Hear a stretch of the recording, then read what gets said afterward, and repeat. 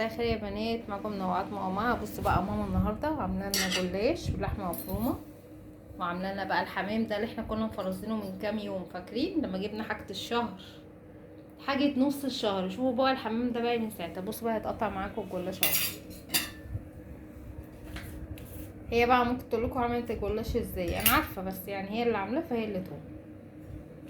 لحمه معصجه يا بنات الضوء، اكيد كل واحده تعرف طبعا اللحمه المعصجه بتتعمل ازاي. البصل واللحمه المفرومه وملح وفلفل، انا ما بحطلهاش حاجات كتيره عشان تبقى خفيفه وحلوه.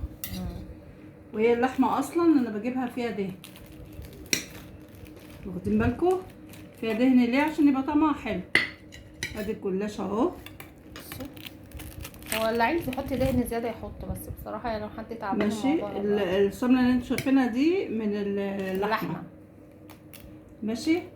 وبعدين بجيب ورق الجلاش وبعمل وبسقط الايه، بحط ورقتين، وبعد كده بحط لحمه العصاك. بصوا مره ازاي. بصوا يا بنات، بس تنقي جلاش نوع كويس يعني. انا جايبه جلاش الزهار لو انتوا تعرفوه يعني. هو الزهر حلو والسنبله حلو، واحنا هنا بنجيب من حد اسمه الفاروق، لو في حد من العباسيه اكيد يعرفه يعني. طلع بقى معاكم ايه الحمام الجميل، طلع بقى معاهم الحمام الحلو ده.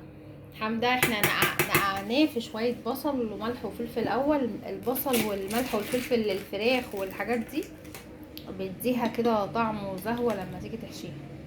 هطلع معاكم بقى الحمام، وبعدين عملناه بالصلصه وحشيناه بشويه رز وكبد وقوانص وسلقناه وبس، وملح وفلفل مش اكتر.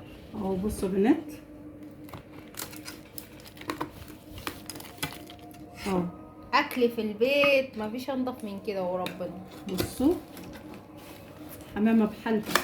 من كام يوم بعت اجيب حمام يا بنات، يقولوا لنا ايه يا اخويا، الحمامتين ب 300 جنيه، الحمامه ب 150 جنيه. دول عاملين معاكي كام الحمامتين؟ 160 جنيه. جبنا 4 اهو، فضل ونعمه وعيد. وادي الجلاش بتاعنا وادي الاكل بتاعنا اهو. متنسوش بقى تشجعوا ست الكل بكلمتين حلوين، تعملوا لها لايك. باي باي.